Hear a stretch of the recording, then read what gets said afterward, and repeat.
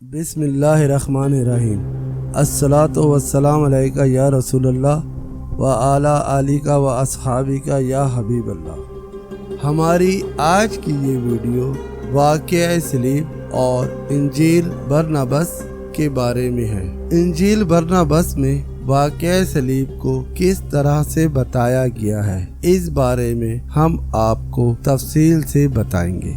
حضرت عیسیٰ علیہ السلام کی پیدائش حضرت موسیٰ علیہ السلام کے تقریباً 1400 سال بعد ہوئی۔ اس کا یہ مطلب نہیں کہ اس دوران کوئی اور نبی نہیں آیا، بلکہ اس دوران ایسا کوئی دور نہیں تھا کہ جس میں بنی اسرائیل یعنی یہودیوں کے درمیان کوئی نبی نہ رہا ہو۔ اس ہی دور میں حضرت داؤد اور حضرت سلیمان علیہ السلام جیسے نبی بھی تشریف لائے۔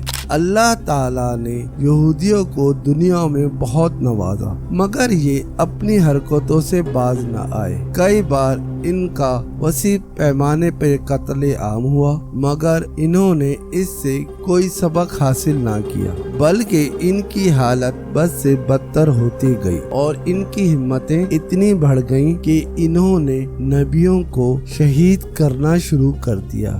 یہاں تک کہ حضرت عیسیٰ علیہ السلام کی جب پیدائش ہوئی اور ان لوگوں نے ان کے خلاف باتیں کرنا شروع کر دی، یہاں تک کہ انہوں نے کہا کہ حضرت عیسیٰ علیہ السلام جادوگر، دیوانے ہیں، اور ایسے الفاظ ان کے بارے میں استعمال کیے جن کو ہماری زبان ادا نہیں کر سکتی۔ اس ہی دور میں یعنی حضرت عیسیٰ علیہ السلام کے ہی دور میں حضرت یحییٰ علیہ السلام بھی نبی تھے۔ حضرت عیسیٰ علیہ السلام رسول تھے، جبکہ حضرت یحییٰ علیہ السلام نبی تھے۔ نبی اور رسول کے بارے میں کیا فرق ہے، ہم اپنی پچھلی ویڈیو میں آپ کو تفصیل سے بتا چکے ہوں گے۔ جنہوں نے ہماری وہ ویڈیو نہیں دیکھی وہ اس ویڈیو کو دیکھ لیں۔ حضرت یحییٰ علیہ السلام کیونکہ حضرت عیسیٰ علیہ السلام ہی کے دور میں تھے، مگر یہودیوں نے حضرت یحییٰ علیہ السلام کو شہید کر دیا اور حضرت عیسیٰ علیہ السلام کو شہید کرنے کی کوششوں میں لگ گئے۔ انہوں نے حضرت عیسیٰ علیہ السلام کو صلیب پر لٹکانے کا ناپاک منصوبہ بنایا، مگر وہ یہ بات بھول گئے کہ نبی کو تو شہید کیا جا سکتا ہے مگر رسول کو نہیں کیا جا سکتا، کیونکہ رسول اللہ تعالیٰ کی عدالت ہوتا ہے۔ یہ وہ دور تھا جب رومیوں کی حکومت تھی، مگر انہوں نے یہودیوں کو اس بات کی اجازت دی ہوئی تھی کہ وہ اپنے مذہبی معاملات و رعایت کے مطابق حل کریں، اور ان کی ایک اپنی مذہبی عدالت بھی تھی جس کا فیصلہ رومن بھی مانتے تھے اور اس میں کسی بھی قسم کی کوئی مداخلت نہیں کرتے تھے۔ یہودیوں کی اس مذہبی عدالت نے حضرت عیسیٰ علیہ السلام پر مختلف الزامات لگا کر ان کو صلیب کی سزا سنائی۔ حضرت عیسیٰ علیہ السلام کو اللہ تعالیٰ نے آسمان پر اٹھا لیا اور ان کی جگہ وہ شخص سولی چڑھا جس نے غداری کر کے حضرت عیسیٰ علیہ السلام کو گرفتار کروانے کی سازش کی تھی۔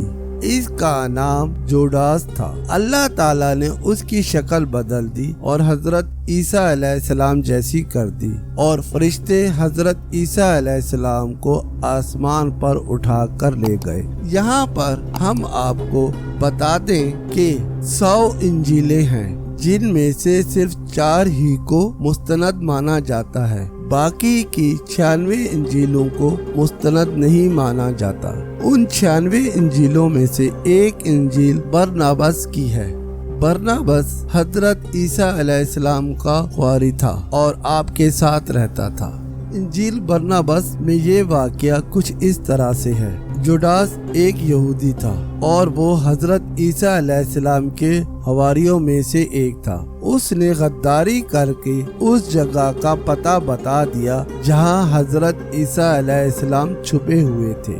جب ان کو گرفتار کرنے کے لیے جھوپڑی میں لوگ داخل ہوئے تو اس کی چھت پھٹ گئی और 4 फरिश्ते हजरत ईसा अलैहिस्सलाम को उठाकर आसमान पर ले गए। जुडास की शक्ल बदल गई और वो लोग उसको पकड़ कर ले गए और उसको सूली दे दी। इस तरह से उसको अपनी गद्दारी की सजा मिल गई। ये सारा वाकया तौरात या कुरान पाक में नहीं बल्कि ईसाइयों की अपनी ही इंजील बरनबास में है और ये वाकया कुरान के बयान करदा वाकये से करीब तरीन है, इसलिए हमें यकीन है कि यही सही बात है। इस बारे में अगर आप तफसील जानना चाहते हैं तो इंजील बरनबास का उर्दू तर्जुमा मौलाना अब्दुल हलीम ने किया है, जिससे आप बआसानी ये सारा वाकया पढ़ सकते हैं और इसकी तस्दीक कर सकते हैं। उम्मीद है हमारी ये वीडियो आपको पसंद आई होगी। अल्लाह आपका और हम सबका हामी और नासिर हो। अल्लाह निगहबान।